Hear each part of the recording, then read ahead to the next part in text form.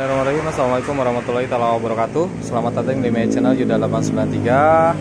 Pada video kali ini saya akan sharing kepada teman-teman sekalian tentang pengecekan Yamaha Mio Sporty yang datang kemarin dalam keadaan mati, punyanya Om Bari ya. Jadi selamat datang di bengkel kita seperti ini ya, bengkel sederhana Yuda 893. Ini channel YouTube saya. Kita sekarang lagi proses pengecekan dan untuk pembongkaran ini udah selesai, tinggal pengecekan apa aja yang rusak. Nah, permasalahannya di motor ini datang ke sini dalam keadaan mati dan tidak ada oli ya. Jadi tidak ada olinya, motor ini nggak ada olinya. Oke, jadi video ini saya buat untuk satu, edukasi customer, dua, sharing ya. Jadi lebih ke laporan aja deh, lebih ke laporan ke yang punya motor, sekaligus ke mungkin abang-abang atau teman-teman sekalian yang sama kalau ke bengkel diceknya apa aja gitu kan. Nah, kita jelasin sekarang. Untuk daftar kerusakan udah saya rinci ya tadi, cuman ini kita ulang untuk konten, untuk video, mudah-mudahan bisa bermanfaat nantinya. Nah, yang pertama kita dari lidah tensioner dulu ya. Nah, lidah tensioner itu yang mana? Lidah tensioner itu yang saya cari dulu ya, mana tadi ya. Nah, ini dia. Untuk lidah tensionernya udah pecah-pecah nih. Ini udah pecah-pecah ya. Bisa aja sih dipaksain, cuman khawatir nanti pada saat dipakai ini bisa copot. Sama yang ini juga sama ya, posisinya ada di sini. Nah, ini udah pecah nih lidah tensioner. Jadi kemungkinan ini harus diganti ya, dan untuk lidah seharusnya yang original ya. Oke, ini udah lidah tensioner udah kita cek. Selanjutnya kalau untuk komponen yang di sana kayak camshaft sprocket, kayak apa, per, semua itu udah aman, gak ada yang kerusakan. Oke, kita lanjut ke kalau sintrik ya. Sintrik juga kayaknya aman, tapi kalau nanti pada saat kita hidupin motor ternyata gemeritik, nanti kita ganti juga. Karena emang kalau kemarin samar-samar suaranya, karena memang suara mesinnya kasar banget. Jadi kita kalau beli dulu kayaknya nggak tahu lah ini rusak atau enggak. Nah, sekarang kita lanjut ke bagian boss clamp. Oke, ini untuk boss clamp ya. Kenapa saya masuk ke daftar penggantian? Karena untuk boss clampnya ini kan ada dua clamp ya, ada clamp in dan clamp X. Untuk clamp in, terutama untuk clamp in, saya masukkan dulu ya. Dari ujung sini sampai ujung sini kecek. Nah, jadi masukin di atas. Nah, ini masih aman ya, masih aman. Ke bawah agak oblak, ke bawah lagi, ke bawah lagi. Nah, pas makin bawah makin oblak tuh, lihat. Nah, tapi di atas di sini dia enggak. Nah, berarti kesimpulannya ini klepnya, batang klepnya ini udah aus. Jadi harus diganti klepnya. Kalau untuk daun klep segini masih aman, cuman ini dudukan klepnya ini udah aus. Nah, dibandingkan yang X ini udah lebih aus dibandingkan yang ini. Jadi kemungkinan solusinya ini hanya ganti dudukan klepnya aja, disetting ulang ya. Kalau untuk yang X ya, untuk yang X ini aman.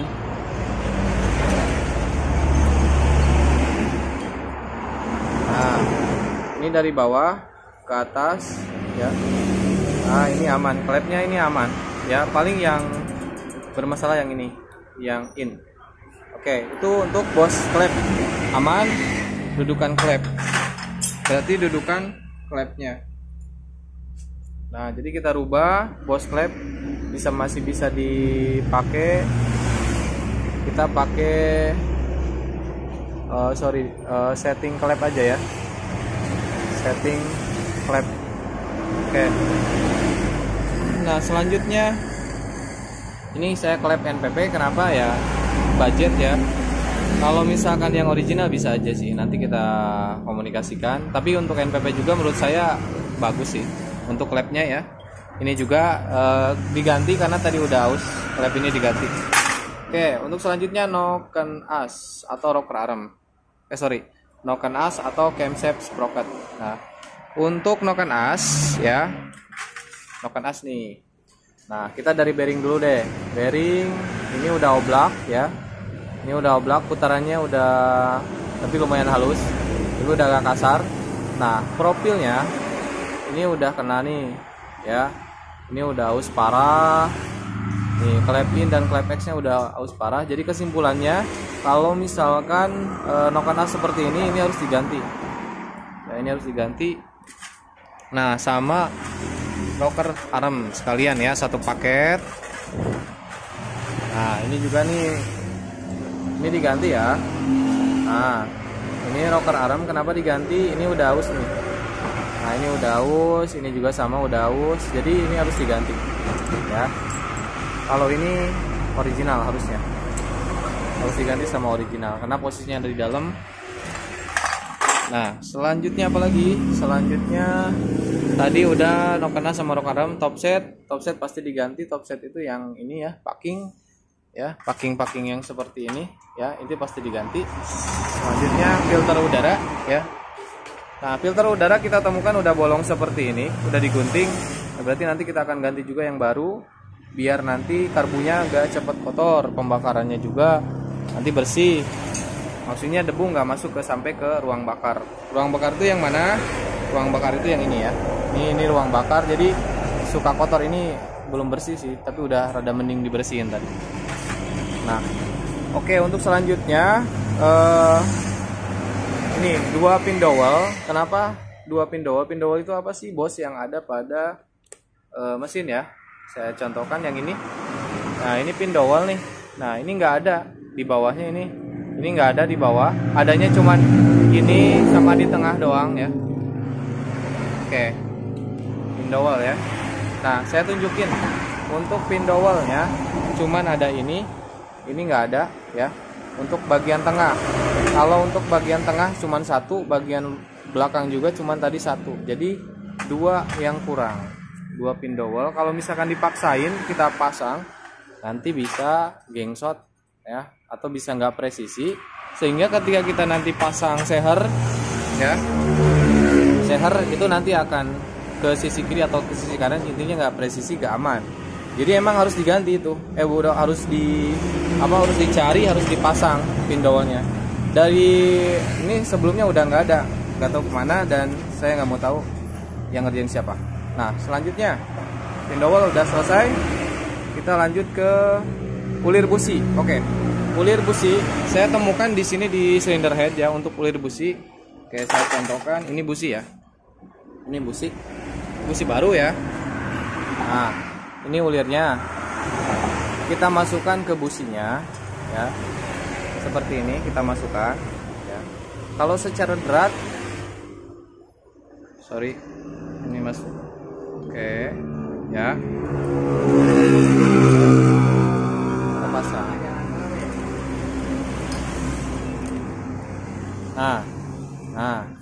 Tuh, lihat tuh. Nah, kemarin pas kita cek pertama kali ke sini, itu emang udah nggak bisa kencang gitu, maksudnya nggak bisa kencang sehingga kompresi kurang. Udah mah kompresi kurang, nggak ada oli, ya udah mati kan. Nah, bisa hidup cuman ya nggak normal hidupnya. Nah, berarti ini solusinya nanti kita ulir ulang ya, untuk di sininya ya. Jadi kesimpulannya ini ulirnya udah kena ya, cuman nggak jelas kalau di video. Nah, jadi sebenarnya kurang jelas. Intinya dol aja lah rusak gitu, jadi ulirnya dibenerin. Nah, oke, selanjutnya setelah ulir busi, stang seher plus bearingnya. Oke, cara pengecekannya cuman suaranya mungkin nggak ini ya. Kita cek dulu dari ini dulu ya. Nah, ini di sini ada bearing 2 kiri kanan, krek as ya, bearing krek as kiri kanan, yang sebelah sini sama sebelah sini. Jadi pengecekannya atas bawah kiri kanan gitu. Nah, kebetulan atas bawah kena, kiri kanan juga kena. Seperti ini nih ya. Nah, ini kena. Jadi atas bawah kena. Kiri kanan juga kena. Kiri kanan ini. Nah, ini ombak banget. Oh, kita deketin ya. Nah, teman-teman perhatikan ke sisi tengah ini ya. Kalau kita tarik kiri kanan, nah, Nah, ini oblak ya. Nah, terus atas bawah. Nah, atas bawah nggak kelihatan, cuman ini sebetulnya oblak nih. Nah, untuk selanjutnya setang seher ya sekalian. Setang seher plus bearingnya yang tadi saya cek. Sekarang setangnya. Nah, setang seher seperti ini ceknya ya. Oke, kalau untuk kiri kanan ini emang seperti ini ya untuk kiri kanannya, tapi atas bawahnya kita cek. Oke. Nah, ini hanya bisa dirasakan, jadi nggak ada suara. Kalau misalkan ini dibuka terus tek tek tek tek tek nanti ada suara. Nah, ini kena nih, stangnya kena. Nah, cuman nggak parah sih kenanya, tapi karena posisinya ada di tengah, kalau dipaksain 1 bulan, 2 bulan, 3 bulan nanti rusak gimana gitu kan? Nanti customer kan komplain ke bengkel juga kan? Nah, daripada kita seperti itu, mendingan daripada nanti rusak, nanti waktu lagi, biaya lagi, bongkar mesin lagi, ya mending udah ganti aja gitu maksud saya. Nah, ganti aja. Nah, supaya nanti nyaman gitu, memberikan rasa aman dan nyaman kan, gitu kan konsepnya. Nah, ini udah kena nih. Ya, jadi nggak mau dicicil lah. Jadi harus bener-bener pengen selesai aja gitu. Ya, untuk setang ya. Oke. Selanjutnya, ini masih ada sebenarnya belum tertulis ya. Nah, masih ada setang seher. Oke, kita sampai sini dulu. Nanti lanjut ke blok seher ya. Piston. Nah, berarti kita bikin daftaran baru lagi ya. Oke, piston. Ini piston kit ya. Nah, ini piston kit sama blok seher. Oke, ini piston kit sama blok seher nanti kita bahas. Sekarang ke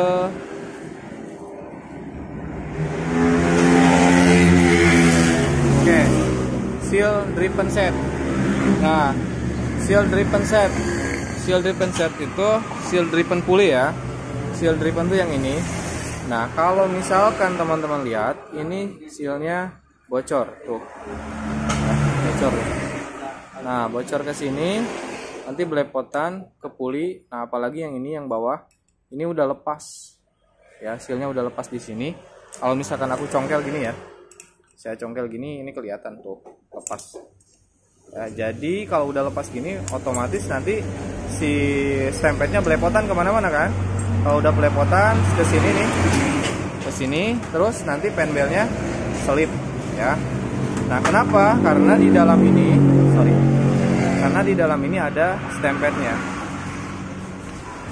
Sorry. Nah, karena di dalam ini ada stempetnya, bisa teman-teman lihat tuh, stempetnya udah agak kurang nih. Kalau yang dalam udah kering, nanti kita stempet ulang. Pakunya juga seharusnya ganti, tapi masih bisa lah. Ya, paling nanti kasih stempet. Ini ada o-ring 2 ya di dalam. Nah, ini penyebabnya nanti gredeg atau selip ya. Nah, jadi ini sealnya harus diganti. Ya, saya putuskan untuk ganti seal driven set ya. Selanjutnya apa lagi nih? Oke, kampas ganda. Nah, kenapa kampas ganda harus diganti? Nah, seperti ini. Nah, ini kampas ganda. Tuh, lihat, udah kena segini ya. Kampas gandanya udah kena segini. Kalau misalkan ini kena segini masih ada sih sebenarnya. Cuman masalahnya kenapa diganti? Karena ini udah aus bagian dudukannya. Udah aus tuh. Dudukannya udah aus. Kalau misalkan kita lihat, kalau kita goyang ini, oblak banget, sehingga kalau ini dipasang gini ya, nah jadi nggak rata, jadi sebagian keluar gitu, ke dalam gitu kan, ke dalam. Nah, ini ada celah, di sini ada celah, berarti ini harus kita ganti. Gantinya apa? Gantinya kampasnya aja, supaya kita nanti memastikan ini si lubang ini tuh presisi sama yang dudukan yang ini, gitu ya.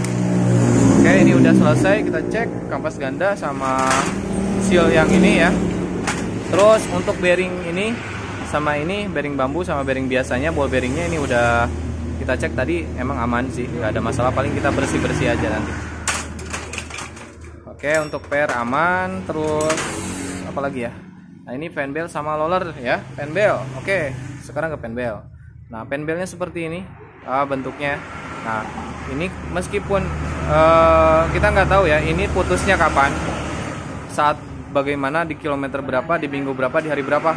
Cuman kalau udah gini kita nggak bisa biarin. Kenapa? Kalau misalkan nanti tiba-tiba putus di jalan gitu kan, repot juga kan. Nah, jadi ya udah mending ganti aja kan. Nah, gitu. Ini penting soalnya kalau nggak ada ini motor nggak bisa jalan. Ya. Kalau putus, waduh, bisa repot. Nah, mending ganti aja. Nah, kalau yang lainnya kayak semacam lumah roller, kayak semacam itu masih bisa lah, masih bisa. Ini juga udah aus sebenarnya, cuman masih bisa dipakai gitu kan. Nah, terus rollernya kenapa diganti? Rollernya kenapa diganti? Emang rollernya udah pada penyok. Autofokus. Nah, udah pada penyok ini roller tuh, ya. Jadi rollernya harus sudah diganti, udah pada penyok. Oke. Ini roller udah. Nah, sekarang kita ke posisi yang tadi ya. Nah, ini ke piston kit sama blok sehernya. Nah, blok seher piston kit. Piston kit itu yang mana? Piston kit itu satu set seher dari mulai pin pistonnya. Ring kompresi 1, ring kompresi 2 sama ring oli ya. Ini posisinya ini sudah oversize 100 ya. Cuman nggak kelihatan nomornya, tapi saya tadi diukur pakai jangka sorong ya. Kalau misalkan standarnya ini itu 50 mm. 50 mm, tapi kalau misalnya kita ukur ini udah 51, berarti udah oversize 100. Kalau oversize 50 dia nambah diameter sekitar 0,50. Kalau misalkan udah 100 dia udah nambah 1 mili ya diameter sehernya. Berarti ini kesimpulannya udah 100, udah gede, jadi kita mau standarin lagi aja. Nah, berarti sama, ini juga udah gede boringannya ya. Nah, boringan ini udah pada kena itu, udah luka-luka, sama dalam juga boringan udah luka. Ini kita nggak tahu nanti mau ganti boring standar atau mau ganti satu set sama ini ya. Kita ngelihat biaya dulu lah nanti.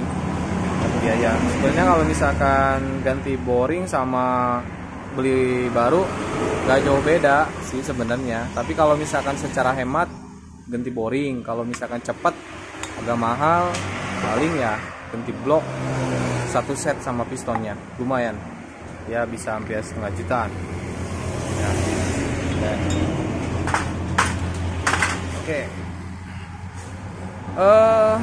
Oke, udah finish ya, udah finish.